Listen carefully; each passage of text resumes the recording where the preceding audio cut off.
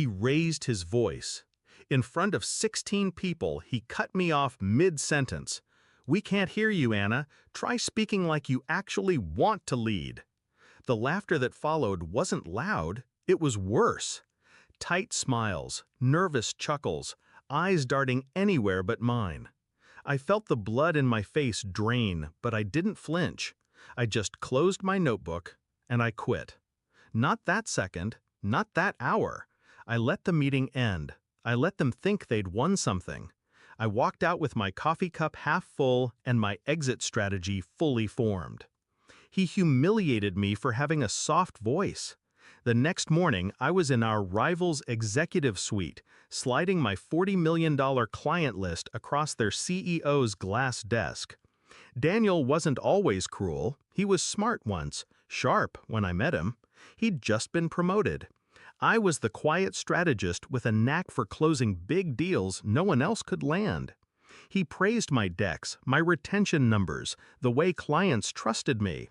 "You're the brains," he told me once over drinks, "but you need to be louder if you ever want the credit." I thought it was advice. Turns out, it was a warning.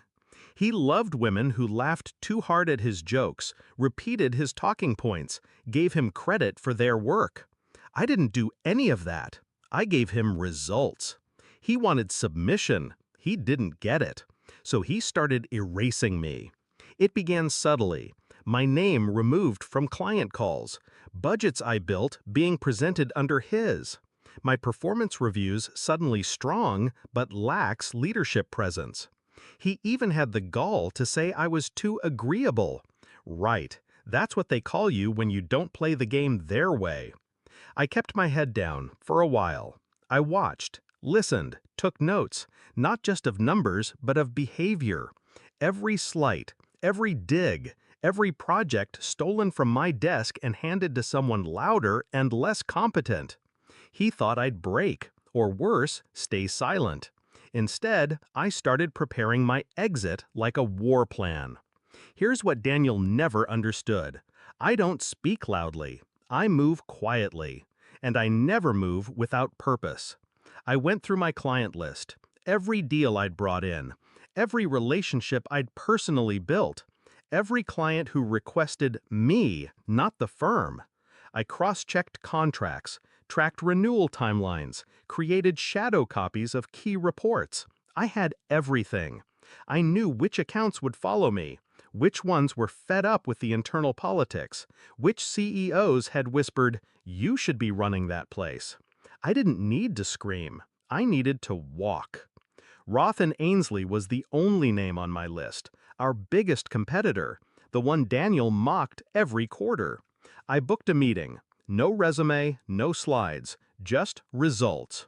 I brought in $40 million last fiscal, I said, and I can bring it here. Their VP raised a brow. "Why would we believe you?" I passed her a folder. Client names, contacts, engagements. She flipped through it in silence. Then she stood and made a call. 10 minutes later, their CEO walked in. No handshake, no intro, just a question. How fast can we move? The offer was more than double my old salary. Director level, full autonomy, stock options, and the freedom to build my own team. I signed by noon. By end of day, I had 3 signed transfer letters from legacy accounts. Word spread. 2 more confirmed within 48 hours. Daniel didn't know yet, but his numbers did. I didn't speak to him until the damage was irreversible.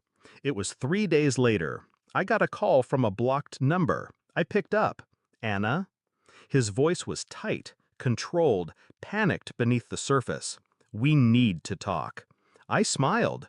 "We don't. You're poaching accounts." "No, I'm taking mine with me." He started ranting about ethics, contracts, loyalty. I let him go on. Then I said, "When your boss calls you later, don't lie. He already knows." Click.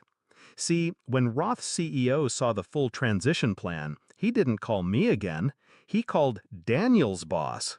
And suddenly, Daniel was being asked questions he couldn't answer, like why their top performer quit without notice, why key accounts were jumping ship, why their Q4 forecast dropped $18 million overnight. You could smell the blood from 2 floors down.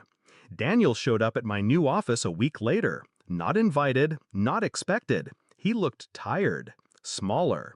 "I underestimated you," he said quietly. I sipped my coffee. That's not news. He glanced around the office. Sleek, modern, efficient. My name on the wall. My team buzzing behind glass. "You could have just said something," he tried. "I did," I said. "You just didn't hear me." He nodded, swallowed, tried again. "Why now?" I stood, slow and deliberate, walked to the door, opened it. "Because I'm done asking for space. I'll take it instead." He hesitated, then walked out. That was the last time I saw him. Now? Now, when I speak, people listen. Not because I'm louder, but because I'm no longer asking to be heard. I let my silence